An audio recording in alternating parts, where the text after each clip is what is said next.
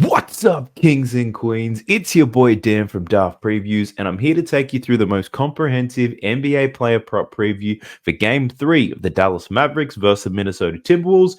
If it's your first time checking out the channel, I ask you to subscribe. The reason why is I do this every single day. I share my screen, we go through all the key players, we talk about their matchups, their form lines, their odds, whether you should take it on sports betting, where you should play it on fantasy. I talk about the things that I like, the things that I don't like, and I do all this to give you all the information that you need to make the best bets possible.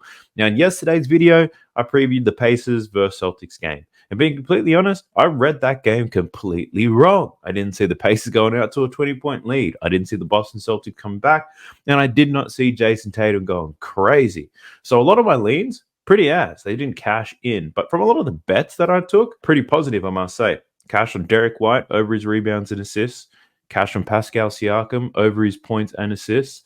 Cash from Miles Turner under 1.5 blocks. So that's a wagon in this series, and it's something that I'll continue to look at. But if you were somebody who bet on a lot of the leans that I did come out, you might be shitty with me today, and I apologize if you are. But look, I'm one man doing this part-time on the side, just sharing my insights, right? So we're going to do it all again. We've got Game 3 of this Mavericks versus Timberwolves series, which in my opinion, the better series. So let me know in the comment section, which series are you liking to bet on more? Is it the Mavericks series or the Celtics one? Because that Celtics one, I'm happy for it to end tomorrow. This Mavs one, give me 100 more games. But let's preview this game, talk about player props, find some juice, find some value. If that sounds interesting, let's go. Before we jump in our outlier, let's quickly check the box score from the last game, see if we had any early signs to what's to come, and try to predict what we think is going to happen in this next game before we start to get influenced by all the numbers. What do we have? Derek Jones Jr. continues to struggle in this series scoring points. He did cash his rebound line for 2 straight games, though. PJ Washington, 10 points, went under his points line again, 5 and under that. We then have Daniel Gafford, continues to be a beast, 16 points and 5 rebounds. If you're someone who's betting his points plus rebounds, it's an absolute wagon. We then have Kyrie, scored 20 points. I think, 15 of those in the second half, 13 in the fourth quarter. 20 points, 6 assists, and 4 boards for Mr. Irving. He covered his assist and his rebound line, went under his points. Luka Doncic, another triple-double. I think that's 4 triple-doubles in his last 5 games. 32 points, 13 assists, 10 boards. Absolute beast. D Live, if you're talking about beast, 14 points, 9 rebounds, crushing his lines. Jaden Hardy off the bench, 8 points, bit of a spark plug, playing well for them. Next up is the Timberwolves. Jaden McDaniels finally had a poor game, 2 points, 0 from 3 from downtown. Did have 5 rebounds though. Karl Anthony Towns, second consecutive game where he shot poorly, finished with 15 points, 7 boards. Rudy got 16 points and 10 rebounds. He scored quite well. We have Anthony Edwards continues to struggle, 21 points, 7 assists, and 5 rebounds. We've got Mike Conley, 18 points, 5 assists, and 5 rebounds. I did say in the last preview for this game, I said Mike Conley has to turn it up in an offense, because if he's not being aggressive on offense, he shouldn't be on the court because he's a liability defensively. If he's not given them much on the offensive end, he shouldn't be there. Henry responded nicely. And Naz Reid was the leading scorer for the Timberwolves, 23 points off the bench, 7 from 9 from downtown. We saw Nickeil Alexander-Walker get 6 points, and Kyle Anderson had 7 points off the bench, covering his line as well. So what happens in this? So first game in Dallas. I'm assuming here that Dallas are going to be the favorites for this game. Let me double check that before I get into this whole thing. Dallas, yep, they're 2.5 favorites, minus total sitting at 207. Luka and Mike Conley are game time decisions as usual. Looking at the box score, how do we play this one out? So all the games have been close. I think this game's another close one as well. First into the game script, I see Minnesota coming out like mad hot, aggressive, energetic. So I think one bet, and I don't normally bet these types, but you do in the playoffs, if you're going to be successful in player props, you have to get a good script of the game. So I'm predicting that the Minnesota Timberwolves come out of this game on fire. So I like a first quarter money line, whatever that is. That should be close to about 110. So first quarter money line for the Timberwolves. I think they come out on fire. Dallas probably a little bit slow out of the gates with a 2-0 lead. So that's my first thought on the script. And I think Dallas claws it back, and then it's a close game towards the end. Now, if you think about how the players are going to be, Derek Jones Jr., his line should drop. It had been sitting at 8.5. That should come down to at least 7.5 based off my assumptions. And under could be a good look there. Not taking many shots, and he's not shooting very well. PJ Washington, I think he's due to break out at some point in this series. I think he's going to have a 15 to 20 point game at some point. It could be this one at home. Daniel Gafford and Derek Lively, I think given the way that the Timberwolves are playing defensively, these guys are they're just going to keep getting dunks. There's no real way that can be stopped based on the Timberwolves have. Kyrie, I wouldn't love his points prop in this game because if other people are delivering, he's happy to watch others eat, and then he'll bring it on in the fourth. But his rebounds and assists, that could be an interesting play, so we'll see what that is. Luka, if his points line is under 30, I'm going to take the over because based on how the Timberwolves are defending him, he can get whatever shot he wants when he wants. And if we look at the Timberwolves, I think Karl-Anthony Towns can have a good bounce back in this. So, and the reason why I say Karl-Anthony Towns and not Anthony Edwards is Anthony Edwards looks absolutely gassed. So I don't have any confidence in him scoring the rock but Karl-Anthony Towns, he's just shooting poorly. It's just his percentages are down. He's not injured. He's getting enough game time. He hasn't been getting into foul trouble. He's just not making shots. So he's taking shots. The volume's there. He's not shooting at a high clip. So Cat's point, I don't mind. Rudy Gobert's points, I think he can continue to perform at that level depending on what his points line's at. Anthony Edwards, his rebound and assist line, I reckon that's going to be high. And we can go back to Mike Conley, PRAs, Naz Reid points, obviously a great look off the bench. And Kyle Anderson. He's clearly going to play at least 20 minutes a game in this series. And his points prop, that could be a good option because the shot volume is there. So let's get into it. I apologize. That was a bit longer than I thought it would be. But let's get straight into Outlier. All right, we're jumping into Outlier now. If you did not know, 7-day free trial for Outlier in the video description below. I encourage you to check it out. Although I love you guys watching my videos, I'm telling you, there's nothing better than finding your own picks and then getting winners that way. You can get Outlier and follow as I preview the plays so you can see what I see. You can also use Outlier for a range of different sports, NBA, MLB, WNBA. They're the main ones you'd use it for right now in NHL. But then when the NFL starts, of course, Outlier, you can be using that tool every day, every season of the year, all day. All right, let's go through the road team first, which is the Minnesota Timberwolves. We'll start with Anthony Edwards. Let's talk about it. So one cool thing about Outlier is the plays at the top are the plays with the highest hit rates over the recent form. And what they're calling out is this. So Anthony Edwards under his points and rebounds. So this is cashed in 5 straight games. He's averaging 26.6 points and rebounds over his last 5. This has cashed in all 5 of them, if you're interested in looking at the under. But let's break down Anthony Edwards. His points line has dropped to 25.5. I think this started, 29.5 at the first game, down to 27, now down to 25. And it makes sense. He's just not performing well. So far in this series, 19 to 21 points for Anthony Edwards, 40 minutes a night. So the minutes are there. The shot volume is a little bit low, but it's still high enough to cover this line. But his percentages are awful, 38% and 29% on 16 and 17 shots. He's taking a lot of three-pointers, which means he's not getting into the paint as often. Did shoot a lot of free throws in the last game, but a lot of those free throws were early in the game. The minute this man got gassed, those free throws stopped coming. So I am leaning towards the under here for Anthony Edwards. I'm not sure if I'm going to bet it because he can't just keep playing this way, right?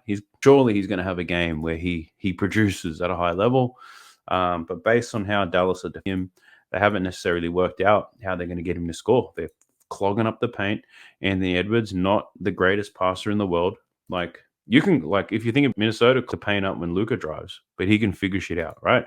Whereas with Anthony Edwards, not necessarily having the same success.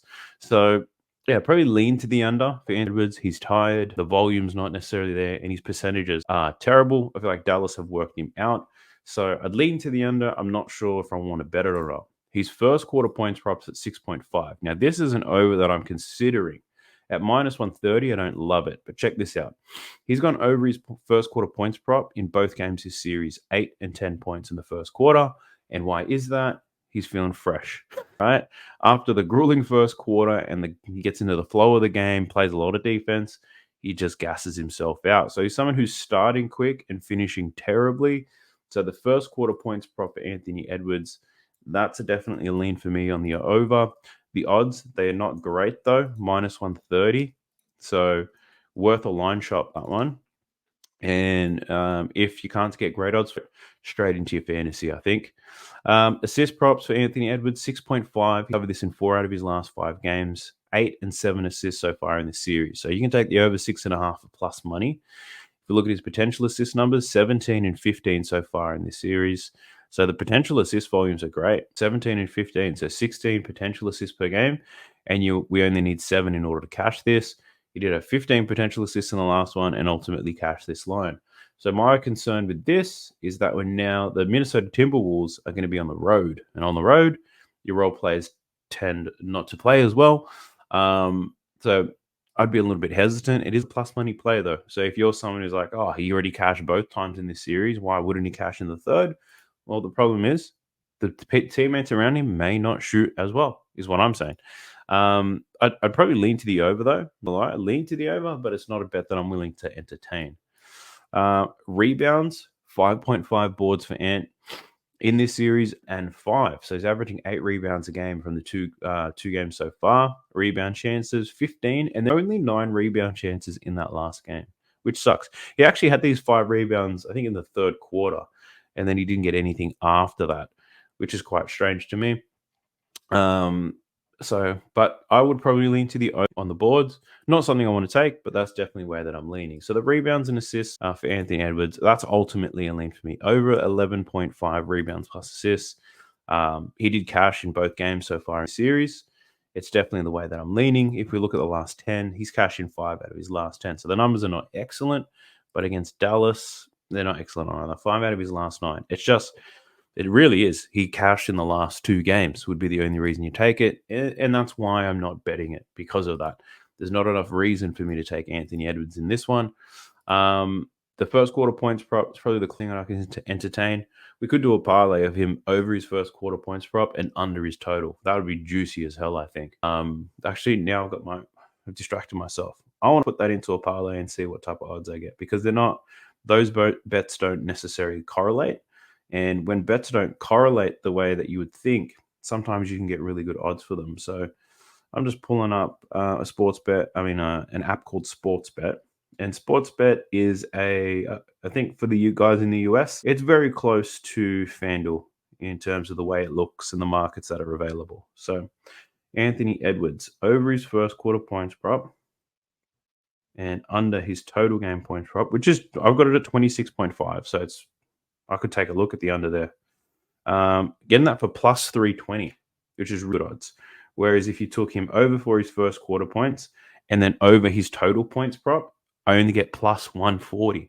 So the odds are huge when the bets don't correlate the right way. But if I'm betting for Anthony Edwards to have a great start and then a slow finish, ultimately finishing under 26.5, they're going to give me plus 320 odds. So look, that might be something I'm willing to entertain. I'm going to leave that in my bet slip right now.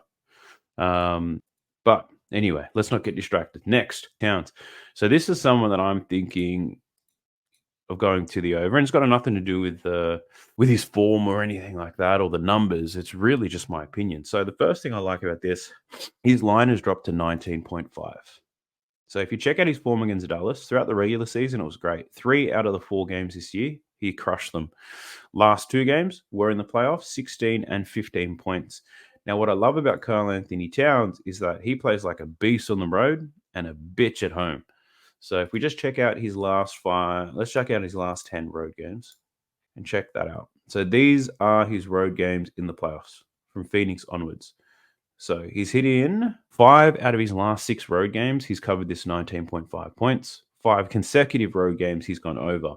And when you flip that and you look at his home games only, he goes under every single time at home. So he probably gets booed more at home than he does on the road, believe it or not. But yeah, and for that reason, I like Anthony Towns to go over his points prop. But that's not the only reason. The other reason is his volume. So you get rid of these filters real quick. So in these 2 games, 16 and 15 points. The minutes haven't necessarily been great. That last game, he only got 26 minutes because Naz Reid was smoking fools, right? And if you look at that, 20 and 7. So he's averaging 18 shot attempts per game. The problem is he's only shooting 30 and 25% from the field. I hate to say it, but the reason why the Minnesota Timberwolves are losing this series is because of Karl Anthony Towns and Anthony Edwards. They're shooting terribly. In every single one of their games, someone has picked up the slack. We saw Jaden McDaniels go off in game one. He was the highest scorer for Minnesota. And then we saw Naz Reid go off. He was the highest scorer for Minnesota in the second game. Mike Conley had 18 points. Rudy had 16 points. Like all the supporting staff are putting in, but Edwards and Karl Anthony Towns haven't been. So I think out of the two of them, I probably feel more comfortable in Karl Anthony bouncing back to score some points. So over 19.5. That's definitely a win from me. The next play is is at his rebounds, 7.5. So he's had 7 rebounds in both games so far in this series, 3 out of his last 6 games against Dallas. Rebound chances, 11 and 14. I'd honestly lean to the over this one. And it's the reason being, well, the odds lean to the over as well. Minus 125 to the over. I'm leaning to the over because if Karl Anthony Towns, I think it's correlated. If Karl Anthony Towns is shooting better and his offense is great, he'll probably get a lot more minutes, more opportunities. He'll be mentally more involved in the game. And I think that means he can get a lot more rebounds as well. So an interesting look could be to check his correlation between his points, strong scoring games. So how many rebounds does Karl Anthony Towns average when he scores more than 20 versus how many rebounds does he average when he scores less than 20?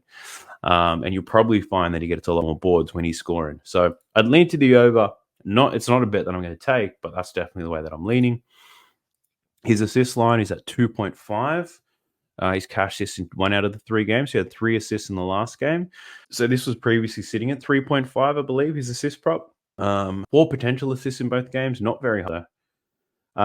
But again, if you do the same correlation, Anthony Towns is scoring a lot of points, you'll probably find that he's getting more assists as well. Just everything goes up. When the points are there, you'd be surprised how much easier everything becomes. So, yeah, if you only have access to the PRA could be a good look. But me personally, I like his points prop better than all the others. So that's definitely one way that I'm leaning. I'm pretty confident I'll take the bet, but I want to make sure I go through all the players first just to see if there's something I haven't considered as yet. Next up, let's go Magic Mike Conley. And I feel like we're going to have to run back this play. So I've bet his rebounds plus assists a few times in this playoffs. I've bet it once in this series. And I'm thinking of betting it again. 8.5 plus assists for Mike Conley in that last game. 5 rebounds, 5 assists. Rebounds just happen to fall in his lap. Depending on what his rebound line is, though, it's 3.5 now. All right. So sometimes you can get this at 2.5.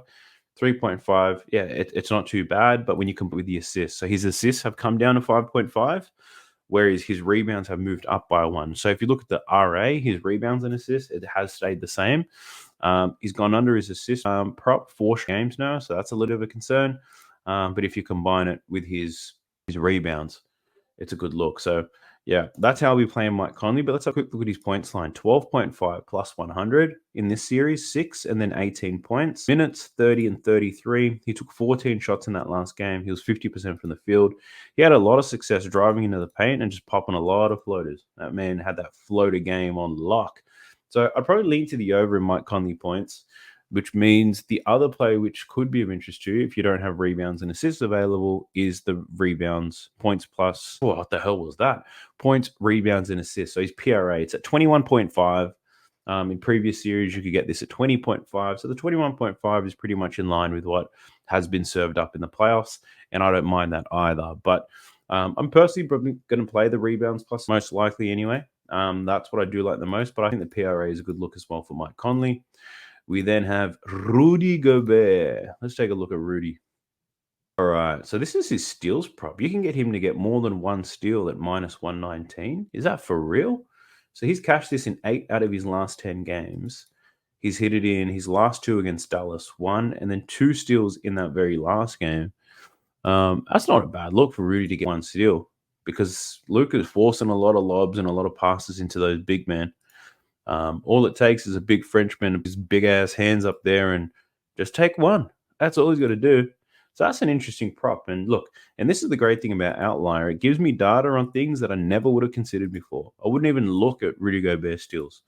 So I'm just looking at Bet365 now to see what the odds are for Rudy to get 1 steal. And the odds are trash. So yeah, That sucks, but could be one for you fantasy guys. That's not a bad play if you can get that. Let's look at his points prop. 12.5. In this series, he scored 12 and 16 points. 5 out of his last 8 games against Dallas is covered. His minutes are great, 37 minutes a night. His shot attempts, 8 and 10, so 9 attempts per game in this series. He's shooting about 55% from the field. He's getting to the free throw line as well. So look, I'd probably lean to the over this one, but I feel like the line is just about right. He's going to get a lot of easy looks, too many putbacks, but he'll get some easy looks for sure. So I'd lean to the over, but not one that I want to bet. His assist prop, that's at 1.5 again. Not too much shit happening there. Rebounds though, 11.5. It's plus money to the over. So the book is leaning to the unders for sure. Now, game 2 is very similar to game 1. He did have more success. He got a lot more rebounds, but 7 and 10 boards so far in this series. His rebound chances are off the charts. So after the first game, he had 25 rebound chances and only 7 rebounds. And I said, I'm not man enough to bet the under because those rebound chances scare me. Game 2, it went under, had 10 rebounds, but he had 23 rebound chances. So he's going to be there. I'm not comfortable betting the under in Rudy's rebounds unless someone like Maxi Kleber. If he back in this series, then we can talk about going under in Rudy's rebounds.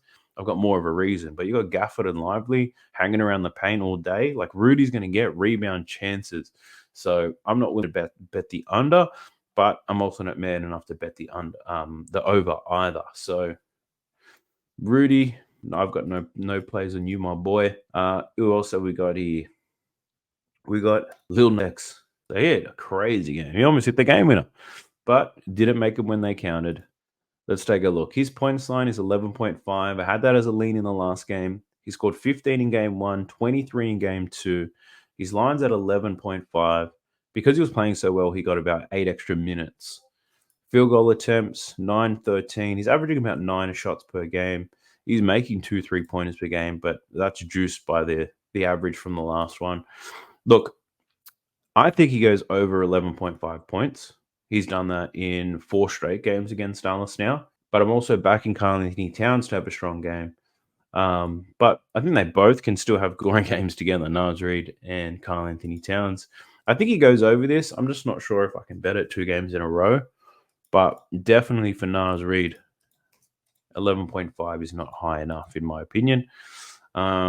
His rebounds, I'm based off what I remember. I wouldn't bet his rebounds, but I could be biased because that last game, he only had 2 boards, but his rebound chances irk me. So similar to Rudy, he had 9 rebound chances, finished only on 2. So it's a lot of rebound chances for only 2 rebounds. The game prior, he only had 5 rebound chances and he finished with 5 rebounds.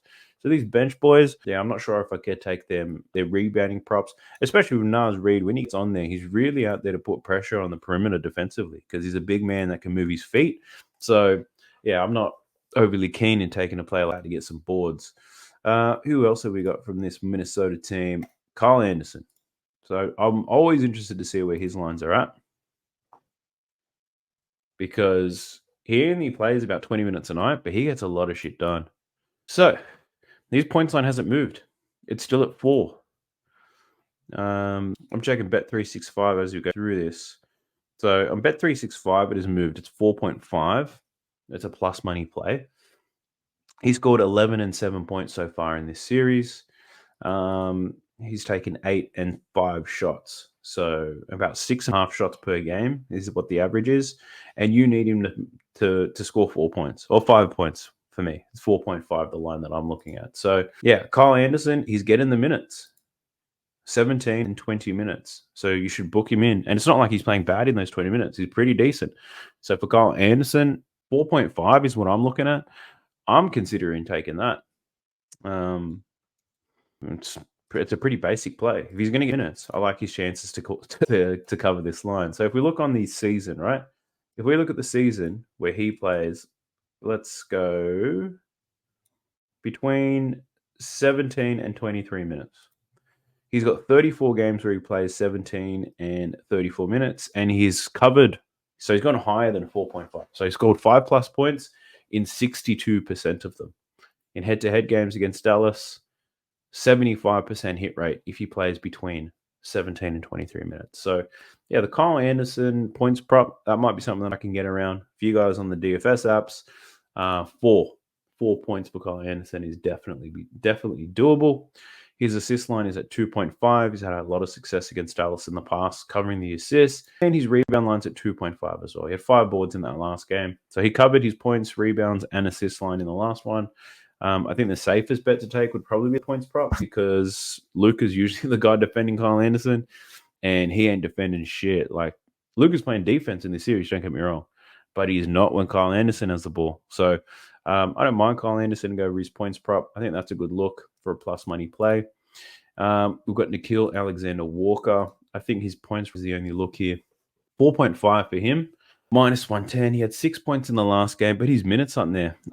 Everyone, me included, thought this was the type of series where Nickeil Alexander-Walker is going to get some more minutes. And that's because Dallas have the most dangerous backcourt still remaining in this playoffs. Probably better to play Nickeil Alexander-Walker more minutes than probably Naz Reid, right?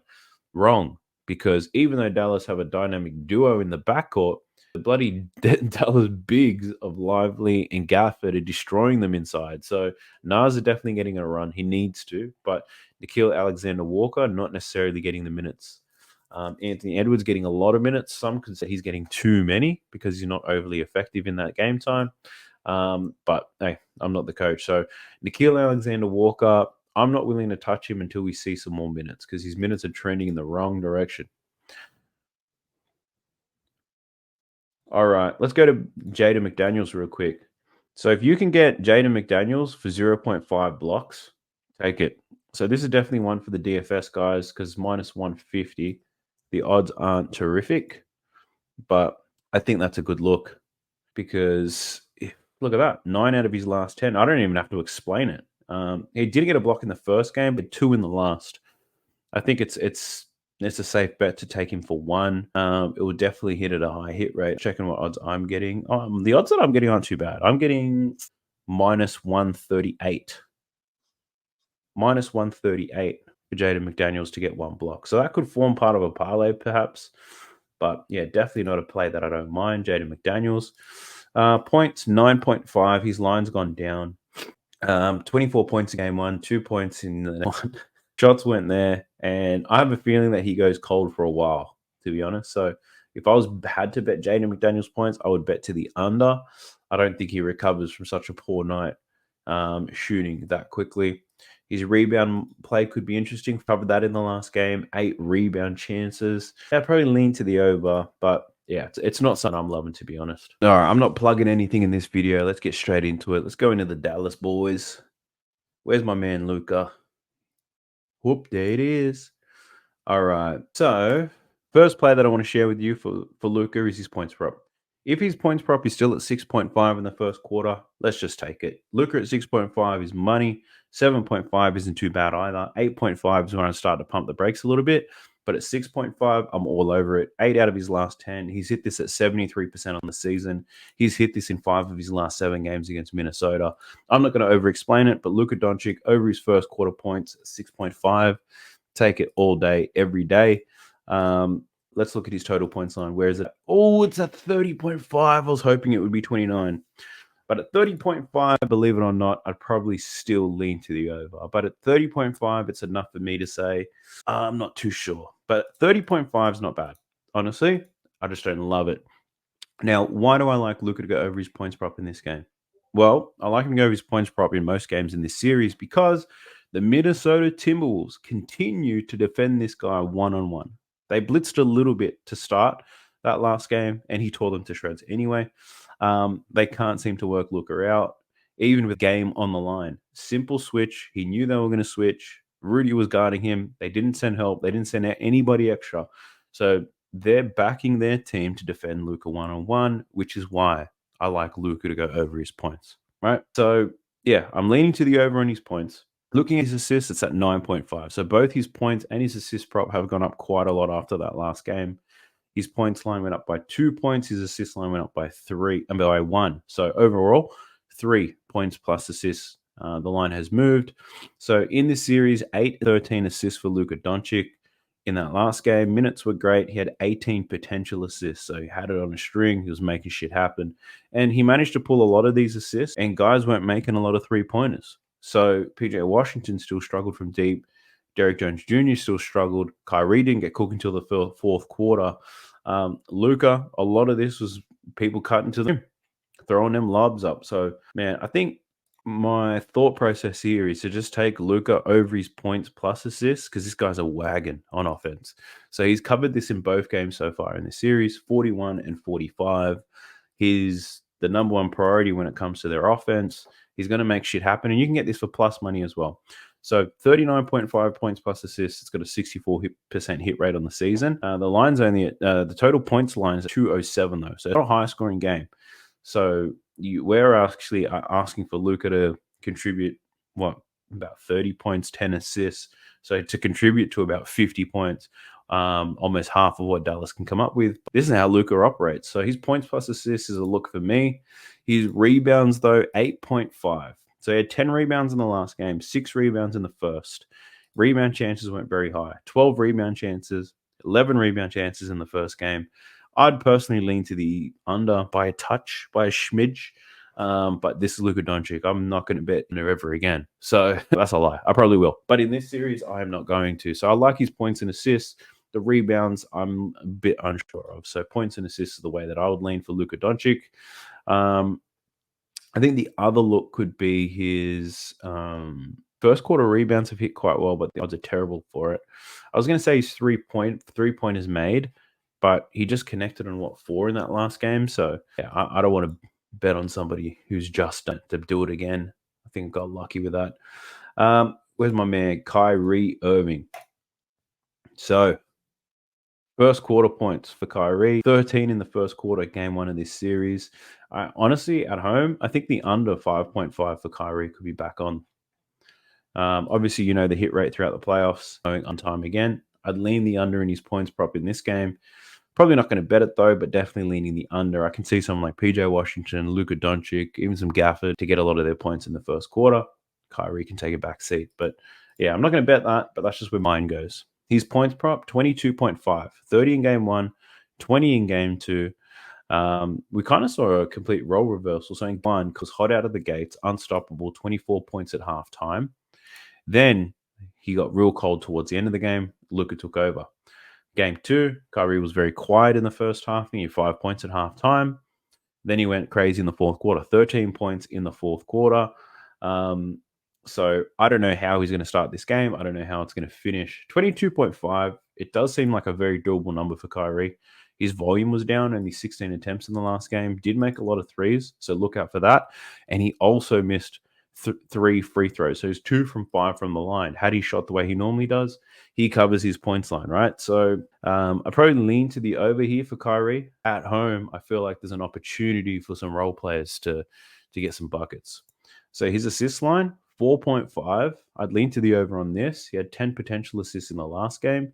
That first game, he was just cooking. So he only had 4 assists. Odds, minus 131 though, so that's not great. Definitely a lean that I'd be taking if I was building some stuff on chalkboard, dabble, whatever it is, all those fantasy. I'd be leaning to the over in his assists. So in the last game, we had his rebounds at 3.5. They're still at 3.5 and they're juiced to the gills. But he had 11 rebound chances in that game. So once again, I'd be leaning over Kyrie rebounds. The odds aren't good enough for me to take as a straight bet. So definitely the DFS stuff is the way to go. If we look at his rebounds plus assists, though, probably getting gypped a point. No, it's at 8.5. 8.5 is not bad. So if if you play his lines individually, you need 5 assists and you need 4 rebounds, which is 9 rebounds plus assists. And we're getting 8.5 rebounds for assists at minus 122 for Kyrie. So I think that could be a good look. I'm going to take that down as a lean for sure. So that's all the Kyrie stuff out of the way. Not too bad. So Kyrie rebounds and assists, Luka points plus assists. Hell yeah, because those dudes are doing everything. Daniel Gafford, take a look at this motherfucker. I don't know why I said that. Get excited sometimes. This is his PRA numbers. 15.5 PRA. Gafford covered in 9 consecutive games. He had 19 PRA in game 1, 21 PRA in game 2. He's not getting many assists. So I think the points and rebounds is the best way to play Mr. Gafford here. So he's cashed this in 8 out of his last 10. So his points plus rebound prop at 14.5. 19 in game 1, 21 in game 2. Let's go. Let's not fuck around. Until they find a way to stop this man dunking everything, I think his points plus rebounds are a look. Interested out of curiosity. His points line is at 8.5. Been crushing. His rebound line, where is that at? It was at 5.5 in the last game, and he finished on 5 boards, and it stays at 5.5, which I think is right. So I think the best way to play Daniel Gafford and even Derek Lively are just points plus rebounds, because that's what these two fuckers do. They dunk shit and they get rebounds. Daniel Gafford, rebounds were down in that last game, but he did have 4 blocks, right? So if you're blocking that many shots, you're contesting a lot, it might be a bit difficult for you to get boards. But the points plus rebounds is a play. What I love about points plus rebounds for Daniel and Derek Lively is put-back dunks. Those put-back dunks count as a rebound and a point. Love it. So that's what I'm thinking for DG. Let's get into Derek Lively. So Derek Lively out of the two gets more minutes. He doesn't start the game, but he gets more minutes, that's for sure. Let's take a look. Points for D Live is as well the same as Gafford. He covered in both games in this series. His rebounds, 7.5. He does get a lot more rebounds than Daniel Gafford. If I had to pick one, the rebounds for Lively is probably the way I'd go, but it's moved up to 7.5. It was at 6.5 in the last game. And his assists, I've been liking his assists. He's covered it in both games. These 2 assists actually came at the start of the game. And I did, if you guys remember the last video, Dallas versus Minnesota, I did bet on him to get 3 assists. Very high odds. But yeah, so the assist play I do like. It's a look. So for Derek Lively, I think the PRA could be on the card. 17.5 is a PRA. He's had 23 and 25 PRA in this series. He's getting 26 minutes a night, whereas Gafford's only getting 21. So there's probably only 1 minute where neither of those guys are on the court. But D Live, I think his PRA is a good look. That's the way that I'd be thinking for sure. And minus 110, give me that, because the difference between Lively and Gafford, Lively's more likely to pass the ball and get some assists, whereas Gafford, he ain't getting shit. I don't mind that. If I had to pick a single bet, like a straight bet, well, his rebound line has moved up a little bit. His points line, he's been hitting both regardless. His points and his rebounds, he's been crushing. His assist line, he's been crushing that as well, but that's very recent. So that's why I'm looking at the PRA, to be honest. I can't tell you which one I like the most. Probably the assist line. It's plus money to the max. So give me that. More profit for me.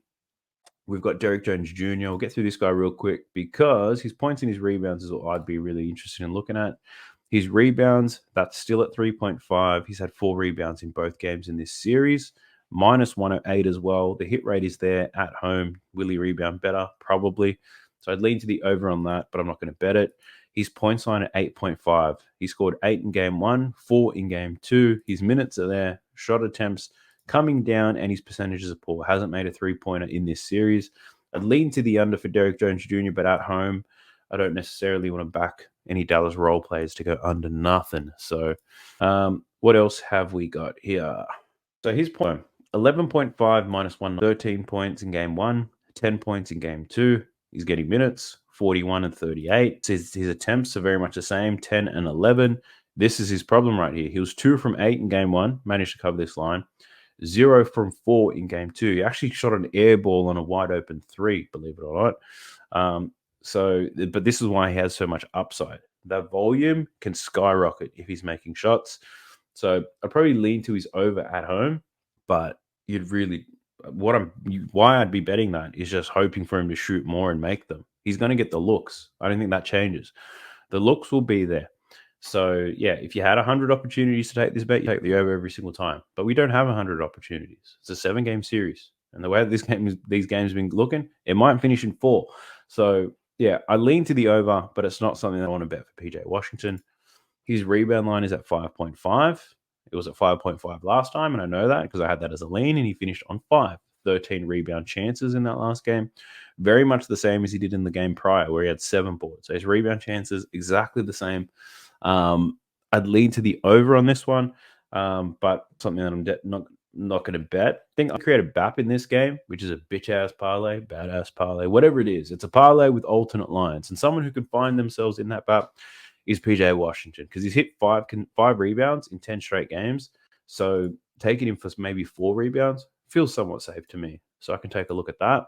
If you are interested in seeing the BAPs, the bitch parlays, you got to get them on Winnable, because I'm not typing every single leg in for that BAP anymore. That was time consuming as hell. What I'm going to do is I'll make the bet. I'll take a screenshot, share it at Winnable. If you want some BAPs, that's where to go. But I'll be putting a BAP together in this game in PJ Washington.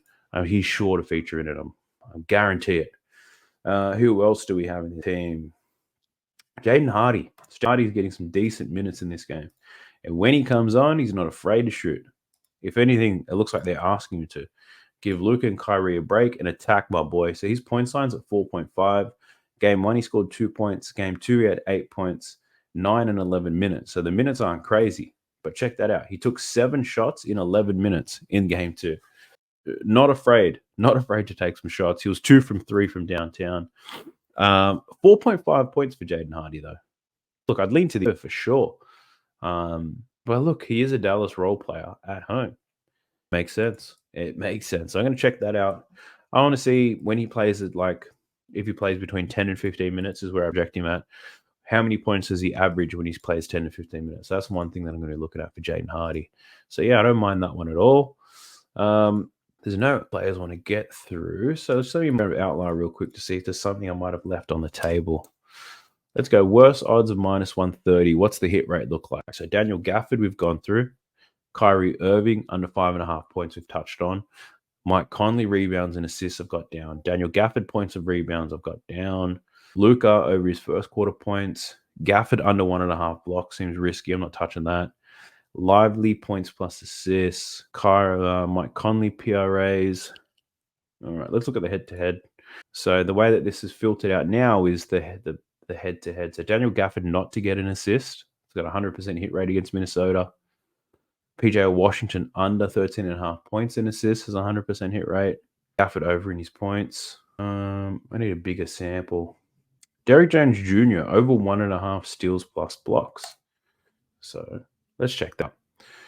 So 5 games against Minnesota. He's covered in 4 of the 5. Had 2 steals in that last game. That could be a look. I don't mind that. So if you're someone who likes steals plus blocks or defensive markets, really, I think that could be a good look. Nothing else is screaming out to me. All right, cool. Bananas. All right, well, the Vape Lord's going to give you a new word to put in the comment section if you did make it this far. What can I think of? Just looking around my desk here for secret items for you. I got no items, but I believe today is the 3-month anniversary of me being partnered up with Outlier. So what I want you to do, if you made it this far, put in Outlier, Outlier. Type that into the comment section if you made it this far so I know who my true fans are. Type in Outlier if you're riding with me. I'll catch you guys in the next one. Hope you guys appreciate the video. Best of luck. Hope we bang some winners tomorrow. Let's go. Sub to the channel cause your boy's getting busy. Coming to you live from the west side of Sydney. We've got the free picks and the juice and the daily. It's all free, you don't even have to pay me.